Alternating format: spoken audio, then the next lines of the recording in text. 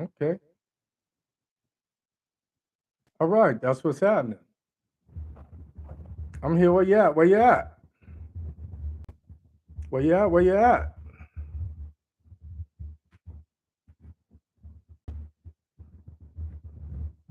Because life is just a party and party is on meant to last. So I'm a raw. I knew some of you knew I would be here. I knew most of you would be here regardless. Because you know, if I didn't say anything, I was going to be here. Uh oh, homegirl. What's up? What's up? What's up, D? I'm starting to think that D is for dangerous. Dangerous Diane, that is. Good evening. Good evening. I went to UNO and I had this English professor, and I can't even remember his name, but he was this little short, robust, penguin looking man. And when he walked in, he had this profile look like Alfred Hitchcock. And I used to go, "Da-da-da-da-dum, da-dum, boom-dum, da-da-da-da-dum, da-dum." And one day he figured out that I was doing it every day he walked into class and he looked at me. And I started doing like I'm doing now. Needless to say, I didn't get an A in that class. Luckily, it was an English class, so he couldn't fault me for much. So what's happening, people? How y'all doing? Where you at? Where you at? I've been here for what seems like an eternity, and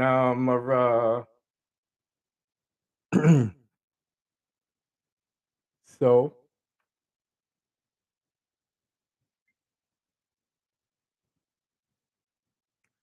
I had this thing going on,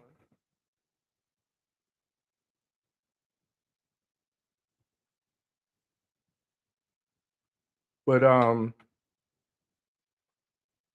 all that's going on in the world, or not just here in America, but the world as a whole, and I'm gonna talk about it just a little bit.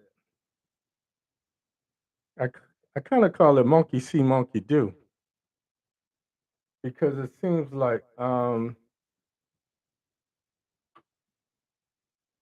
way things are going in the world,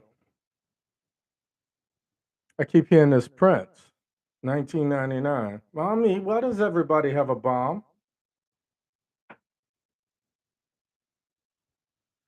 Having highest record temps higher than ever, according to the National Weather Service. This is the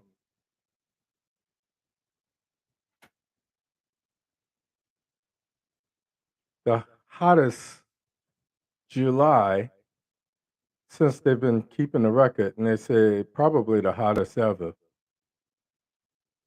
I say, well, we don't know anything about during prehistoric times when there was dinosaurs roaming the earth. But if it gets much hotter, we might get some dinosaurs coming out the La Brea tar pits. So, what's happening, people? How y'all doing? I should have sent out some. What's up, Pinky? What's up, Tish? Yeah, I is back, but kind of a new smile. Um, oh, you guys a couple of explanations, if you will. And while I'm waiting on a couple people, I'll go ahead and tell you guys that we're here early. You guys get the inside information. Um, I've gone through surgeries and what have you.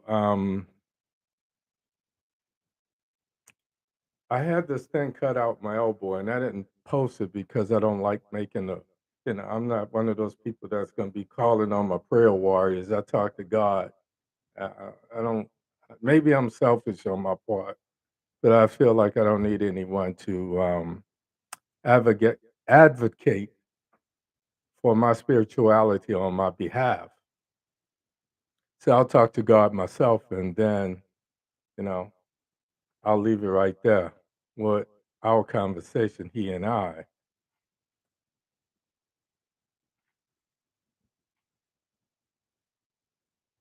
Yep. So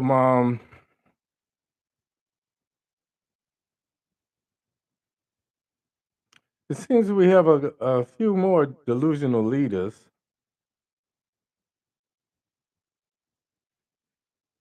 around the world. So I've been kind of watching what's going on. In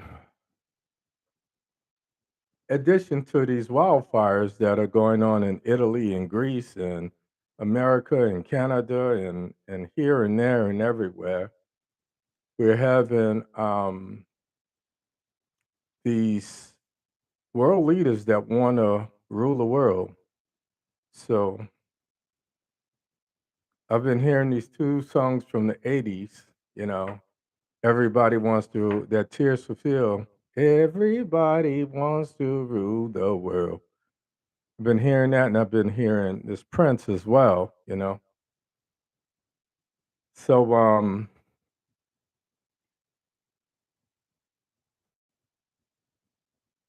I don't know.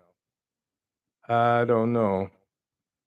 All I say is get your houses in order. You know, I'm not Reverend Batiste, but you know, if you've been going to if you went to two Sunday school classes, you could see the handwriting on the wall, and that's all I'm gonna say. So, but I tell people, you know, our time and God's time are not congruent. So, you know, what's happening now might last for another 1,000 years. So it may happen in our children's time. But the clock is definitely starting to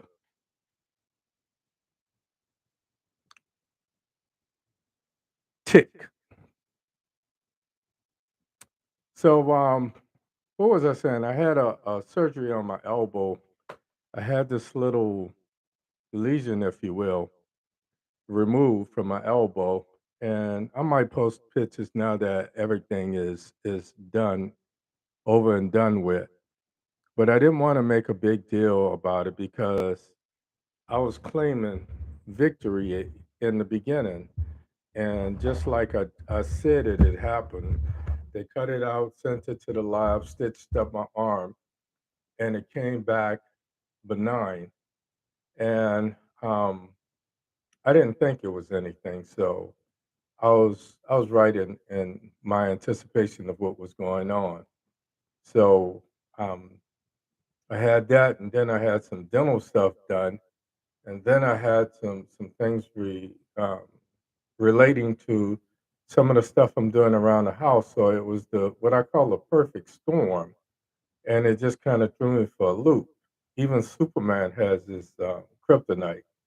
So all of those things happening kind of threw me out of sorts. And last week, I couldn't find a comfortable way to sit or lay or what have you. And then the medicine I was taking had me kind of dizzier than normal. So I decided that it'd be best to just kind of take that week to catch up. Um,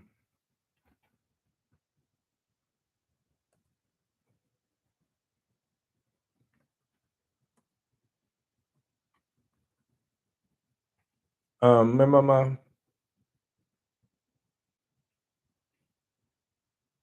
so I know a couple people called it to check on me. A couple people sent me messages, and I appreciate that. I really do. I didn't know what to say when you guys. I don't know what to say when you guys show so much concern. I'm used to caring about other people, but I've been by myself for so long. I depend heavily on my spirituality and my relationship for God to pull me through. And since none of my friends or family are nearby around the corner, right up the street, I tend to take things upon myself. So when you guys pick up on the little clues, I had one person in particular hit me up and said, she noticed that my last show I was out of sorts. I wasn't myself, and I was kind of dragging. And you know, what the dental thing, it had me with this juicy mouth. And it's so funny because I was watching CNN before I came on air, and I saw this woman talking, and her mouth was so juicy that she had this this spit on the bottom lip, and every time she opened and closed her mouth, her bottom lip would pull. It looked almost like pizza cheese. You know how you pull the pizza? So I was like, I guess when you do the job like that and you're reporting from overseas or wherever, you don't have the luxury of being able to take the time. And I try not to take time off simply because if you guys are going to make time within your day to be here, I'm going to make sure that I'm here for you because you in fact are being here for me. And with that being said, I want to say thank you, thank you, thank you.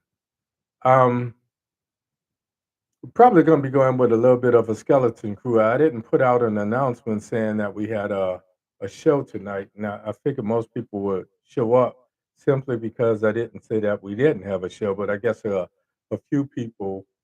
And I saw this other thing: if people don't miss you, then what you're doing really wasn't that important. So maybe in the back of my mind, I was thinking that people would just show up. Some of you have other things going on. I know we're in the what I say the mist of summer, and we're trying to get our last few vacations in before it's time to go to back to school. So if you have kids and or grandkids or whatever you're doing, um, or if you just pick this time to take a vacation, I understand what's happening there. But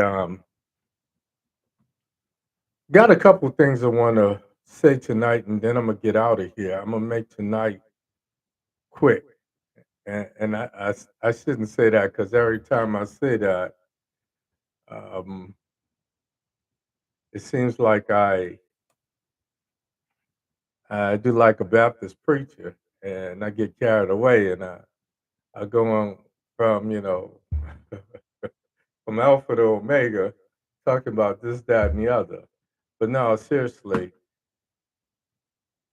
I've got two or three things I want to talk about. And then I want to make a point. I'm gonna get out of here. So it's almost 11 past the half. So I'm gonna say good evening and welcome to the show. My name is Hank Batiste. This is OMITdaLOGIC. Every week we take current events and that don't make sense, and we try to make sense of them. I try to break them down until they're unfixably broke and try to make them make sense, so that you guys will know what's happening and we can decipher some of the jargon and some of the nonsense that's going on out there. This week has been particularly emotionally and mentally taxing for me because if you've been with my show for any period of time, you heard me talk about my Creole powers and my ability to see things before they happen. And part of that is just um, deciphering deciphering some of the strategies or some of the things that these people are doing, be it Trump and his crew or Biden and some of his policies, so forth and so on. So that's where I am right now. I saw some things that were happening, and and they kind of took its toll on me. So before I get started, let me say this to you guys, especially the ones that are here tonight. It really humbles me that all the things you guys could be doing, you take it upon yourself to come up in here and listen to me kind of break this jargon down and make it make sense, it truly does humble me. Being the fact that I was ill last week, if you just tune in, I said I had a little surgery on my elbow where they removed this material, subcutaneous tissue. I won't even call it a lesion, but it was sent to the lab. It was benign, and just had my stitches removed, so I'm good there. Some things that was happening with my back and what have you was me trying to be Tim the Two Man Taylor and do things around the house. That kind of aggravated me as well. Um, and then this whole dental thing. I'm really those 2 years of COVID. I missed a lot of dental appointments, and I'm really big about having my smile. So I like to get my mouth in order, and I've been pushing the dentist to get things done with a sense of expediency. And the downside to that is it's very traumatic. So the medication I was taking had me loopy. I couldn't. Last week I was in pain. I couldn't sit right. I couldn't lay right, et cetera, et cetera, et cetera. So all of you guys that sent me well wishes, I so appreciate it. Those people that called to check on me, kudos. Those people that sent me messages, wow, it's good to know that people care about you. Um, Now I'm back. I want to say I'm about 99.9997% back, but I still got that 0.0003 that we need to deal with. Um,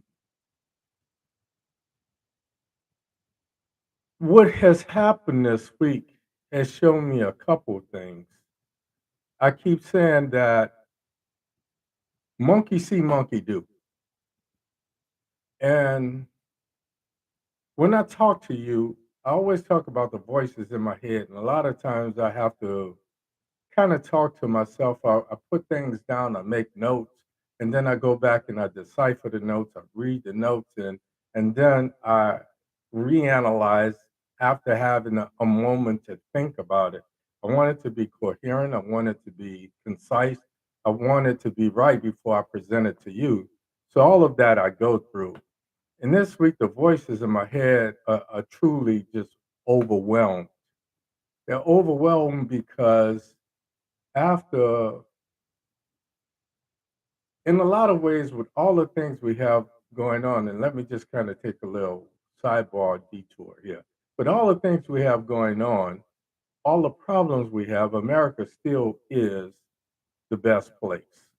And and you know, when I visit someplace, I really enjoy myself being exposed to different cultures, but I can't wait to get back home simply because I know this devil. I know how to deal with it. But there have been times when I've seriously considered, and I even played with the idea if Trump took office again, becoming an expat living overseas in another country, not giving up my citizenship, but just not being able to deal with the another 4 years of this mental decline, this increase in hate and what have you, and see all of these hateful cowards come out of the woodwork. So the voices in my head are really overwhelmed when I look at what's happening globally. It's not just here in America. This week, um, what some of the news talking heads and prognosticators have been talking about is what's going on in Israel. Now, in Israel, Ben Netanyahu, excuse me, has become Israel's Donald Trump. Unlike America, Israel only has one house of what we would call our Congress. They serve as two different bodies of government. They help with the legislative process, and then they keep Netanyahu in check So both legislative and judicially.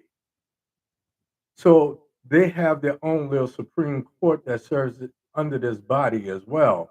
And what he wants to do, tell me if this doesn't sound familiar to you, he took steps to give himself unlimited power that their Supreme Court and their legislature, if you will, and I'm using terminology that you could understand, could not overthrow or here we would call it vetoing or checks and balances. So he wants to remove Israel's checks and balances to give himself ultimate power. So now Israel has a Trump.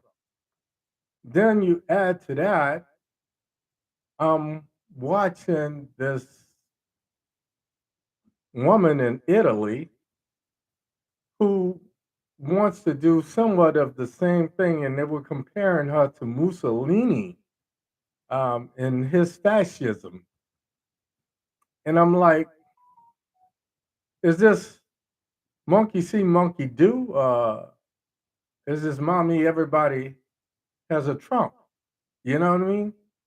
Then we look at what's happening in North Korea, and Kim Young Ju, who his sister, is firing off missiles and crashing them into the Sea of Japan. So if you think of Tokyo, I mean Japan here and Korea here, she's firing missiles and just dropping them short of Japan to show their strength or in response to America. So there's a lot of nonsense that's going on. And I said, um, so I kind of named tonight's show 2023 Party's Over, Oops Out of Time. Then I saw this new prosecutor who's really taking some steps, and I guess they're stepping up some of the legal,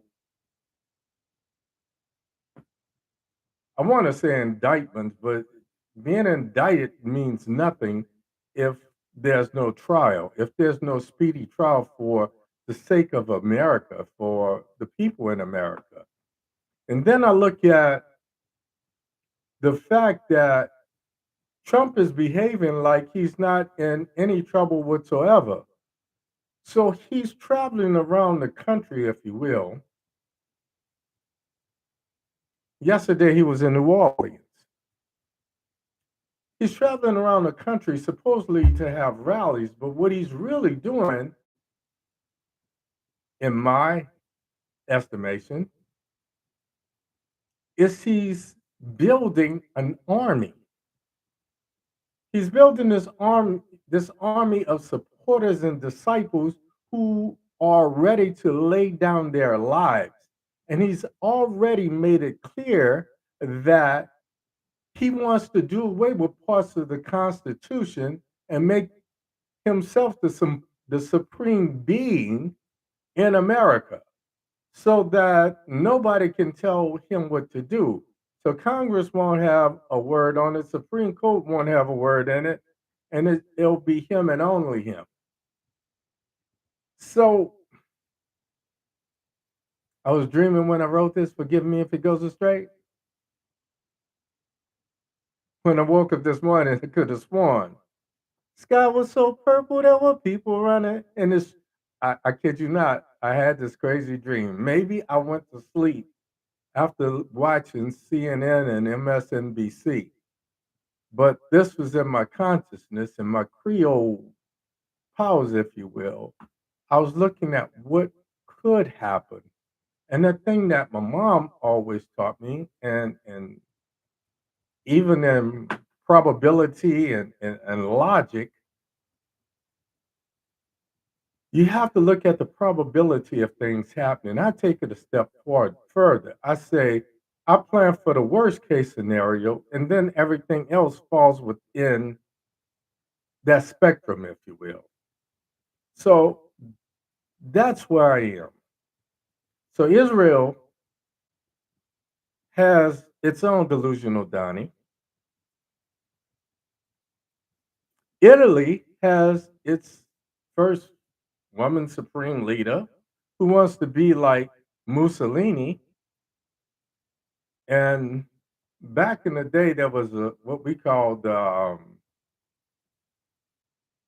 the the axis of terror of, and it was Japan, it was Germany, and it was Italy that led to World War II. Now it looks like it's going to be North Korea, it's going to be Russia, and we know how Trump likes to align himself with people who are like him and egomaniacs. So I would hate for us to be the third axis of this axis of terror that leads to this ultimate confrontation and end of life as we know it. And it doesn't mean that it'll be the end of the world. Maybe it will be. Maybe this will be biblical prophecy. I don't know. I'm not a theologian. I'm not a theology scholar. I'm not a biblical scholar. I went to church um, from the time I was knee high to a grasshopper, and you know, um, just like you did. So I'm not going to speculate on that. But from what I do know of the Bible and what I know of history, and then what I see happening in the world is something that concerns me simply because we've already got American soldiers that have taken it upon themselves to go over and fight with the Ukraine. And I think it's noble on one hand. On the other hand, I think that there are just as many problems here with our own democracy that need to be addressed. And then I think about the number of firemen, the number of police officers, the number of servicemen, the number of middle class, upper middle class people who supports this despot, this demigod, whatever you want to call him. And it's the first time in history that I know of, excuse me, that a man under indictment, over 38 federal indictments and 12 other indictments that we know of right now, and more being added by this federal prosecutor here in Florida, Jack Smith.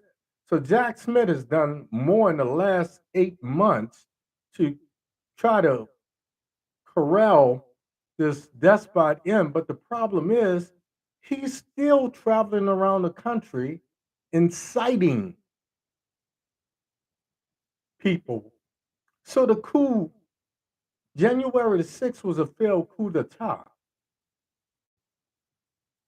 And then in another country, and I won't even name the country because it doesn't matter.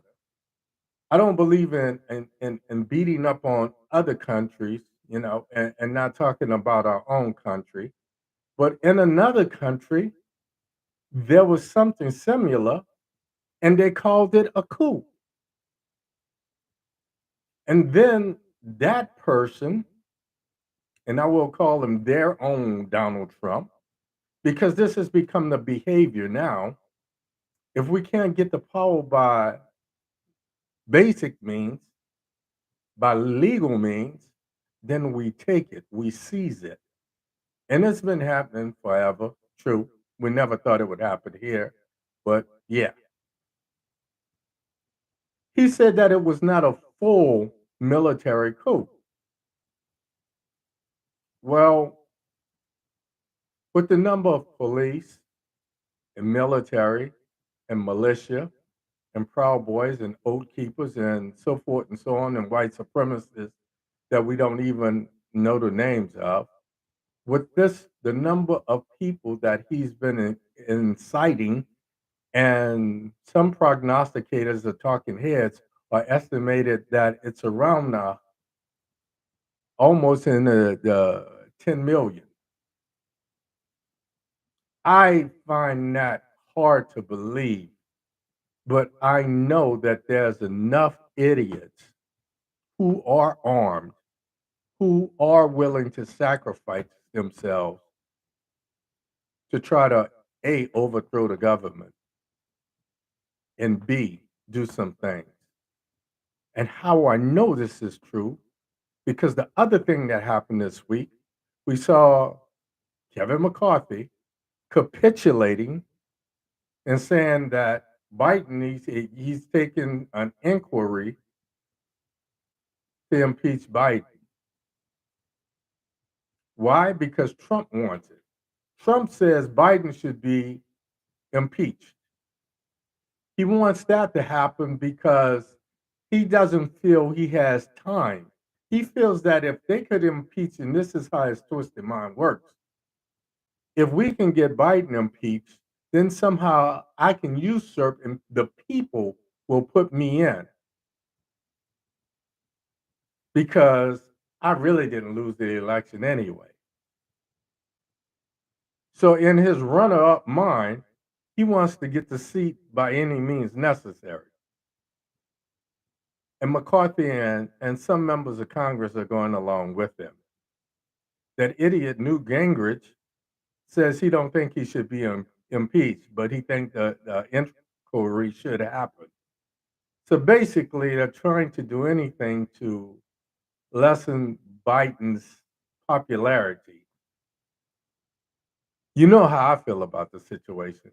I think it's time for us to look at some younger leadership, some fresh ideas, some people that's not so drunk with their egos that they can put the country ahead of themselves. Because right now we have all these despots, these demagogues, et cetera, et cetera, et cetera. And the most asked question that I've had to address this week has had to do with two things. One is education and Black studies. The other is affirmative action. I said, well, I guess white women feel like they have woven themselves into the fabric that is America enough, strongly enough, where they no longer need affirmative action. Because you know, and I know that they've profited from it more so than I have. Then I hear these things going on in places like Harvard, where they're saying that a certain number of Black people got into Harvard only because of affirmative action. Harvard has the reputation of as being one of the most liberal institutions of higher learning.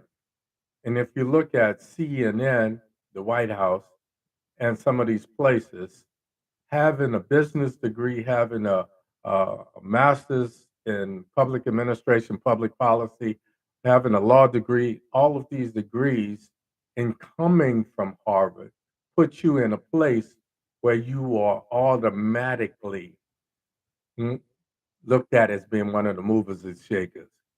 So let them tell it. The only reason we get there is not because of our grades, not because of our IQ, our mental intellect, or our mental aptitude. It's because somehow, magically, we've been taking advantage of affirmative action. Well, if Bethesda was my Academy Award, I got that job because of I had prepared for it. Like I said, we grew up being told that we had to be 10 times better to be thought half as good. So we've always worked hard, whether we wanted to be a plumber, whether we wanted to be a mason or bricklayer, or whether we wanted to be a politician or whatever, whatever, whatever. Now, sometimes once we get the job, we, like our white predecessors, like our white colleagues, we do the wrong thing. But how we get the job is based on qualifications.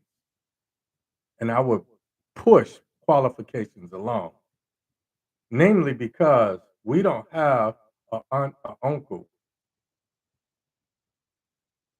who puts us in a position that we're not qualified for. There's only one or two black people that I know who got a job that their father or their uncle or their mother held. And you could say it was as a result of their family name or who they knew. The other 99.99999% of us got it because we had to work our behinds off to get it. And once we got the job, all eyes were on us. So we had to perform. The other question that I've been asked over and over again, and the one that angers me most, is the way we were taught history in a way, and I'm gonna just kind of break it down this way. The way we were taught history at Phyllis Wheatley and at George Washington Carver was not the same way that they were taught history at some of the other schools. And I know not at John F. Kennedy or Ben Franklin. They were taught to assimilate. They were taught to be a part of the system. We were taught to, uh, I was at least, I was taught to make waves. I was taught to challenge because the one thing that stuck in my mind in every history class that I had was the double standard of Thomas Jefferson. Thomas Jefferson said that it was my right as a citizen to challenge laws that we thought were unjust. So I've always done that. A couple of my teachers, at times, they said, Batiste, slow down.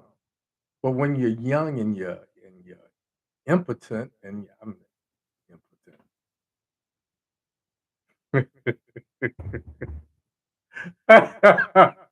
I'm sorry. Young and you're arrogant and you're idealistic. You feel like you have nothing to lose. So you will, and that's what we need for as leadership. People that dream and dare to have the audacity to challenge laws.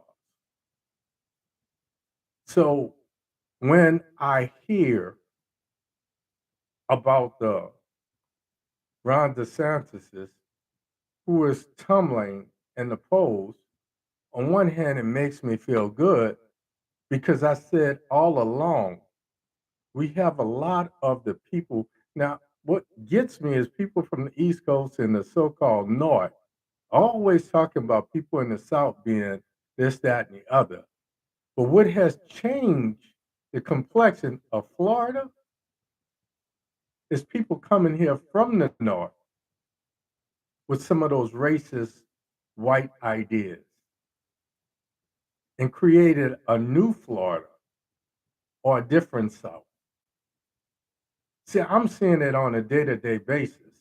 I see the people from Massachusetts and from Pennsylvania and from Michigan and from Ohio and New York and New Jersey. They come here and they have a different way of thinking.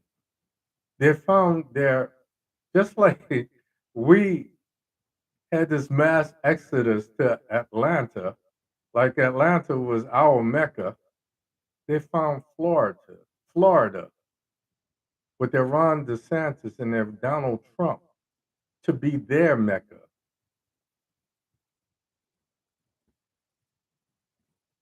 I know it's not news, but I said the things that DeSantis was doing with their support would not be as popular on a national scale. A, because that position had already been filled. That was Donald Trump's job. And you can't out Trump Trump. You can't out Coke Coke. Whether you're Pepsi, RC, or Mountain Dew, you cannot be better than the original. So that despot has tapped into that hate. And just for others to come up and be hateful and pick fights with the gay and lesbian community, with the blacks, with the Hispanics, who in fact is Hispanic himself.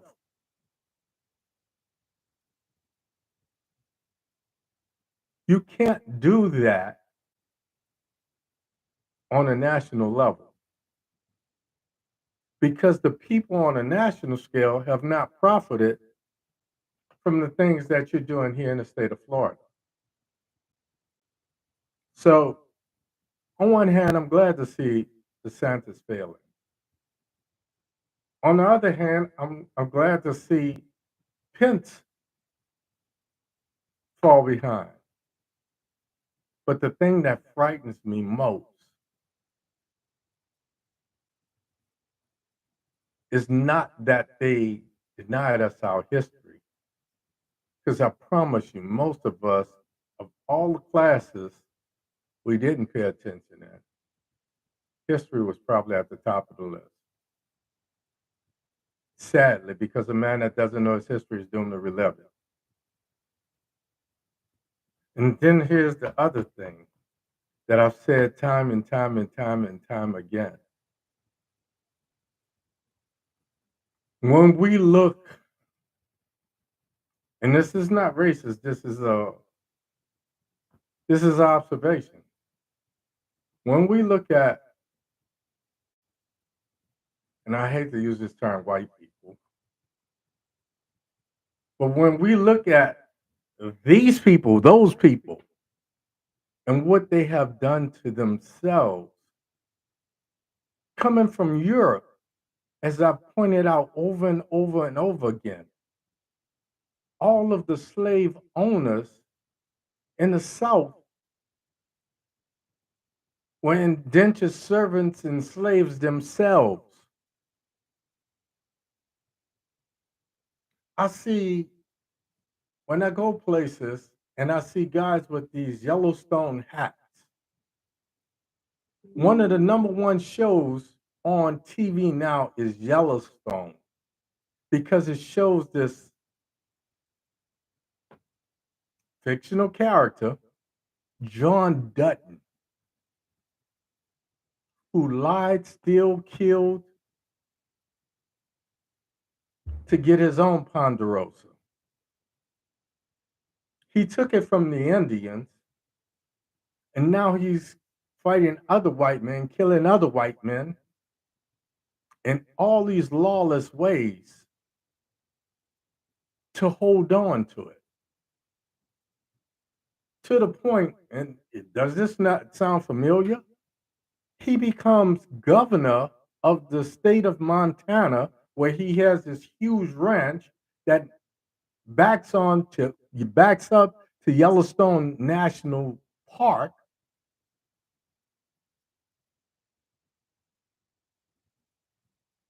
He becomes governor to hold on and create laws to protect his own property that he's stolen. And what makes it so popular is he does it by any means necessary. He's willing to kill any and everybody. There's this place they call the train station in between the states. They call it the train station because it's a one-way ride. Nobody ever comes back from it.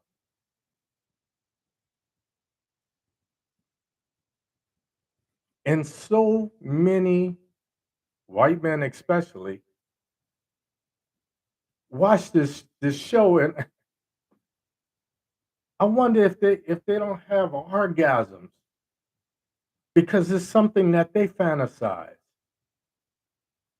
And then I see this study, and I posted it on my page, that more than 40% of white people support having a dictator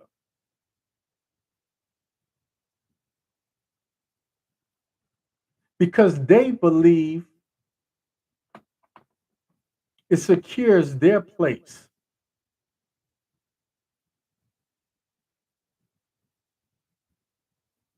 It secures their land and their ability to always have land. And to those people that keep asking me this question, I'm going to say this on air, and I've never said it before. But if they treat each other that way, if they're willing to sell their daughters and marry their cousins and kill their own parents to hold on to property and power, how can we expect them to treat us any differently? How can we ever expect equality or what we call equality? So when I encounter a snake, the first thing I do is I figure out what kind of snake that is. If I hear, I know it's a rattler, and I know it might strike at any point. If it raises up and it has a hood, I know it's a cobra. I know it's either going to spit some venom or it's going to bite. If it's a boa constrictor, I know it's going to wrap itself around me and try to squeeze the life out of me. So when we encounter people that are snakes, how can you expect any other behavior from them?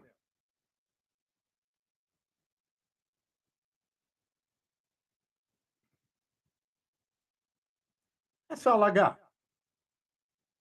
When somebody says who they are, when they say they would rather have a dictator, what kind of dictator are they talking about? They're not talking about Obama. See, I think tomorrow, the day after, would be the 49th anniversary of Watergate. And what made Watergate possible is the Republicans themselves.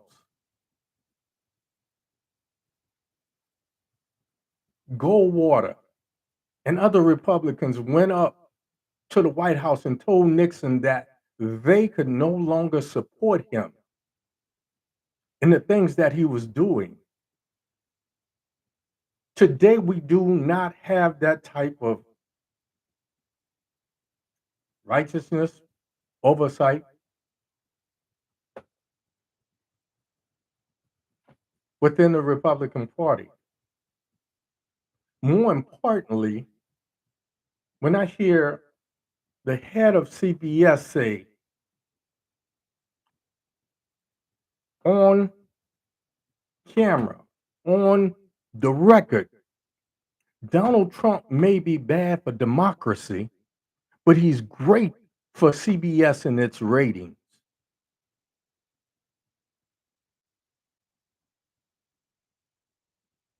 So we got to do something to weed out the snakes.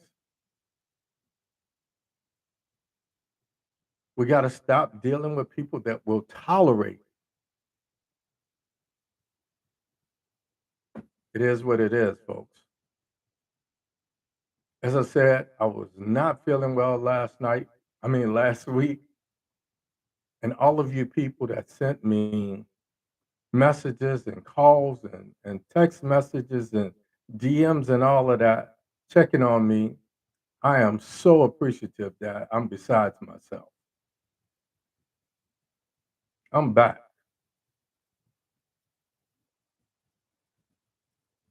even though I did have that dream.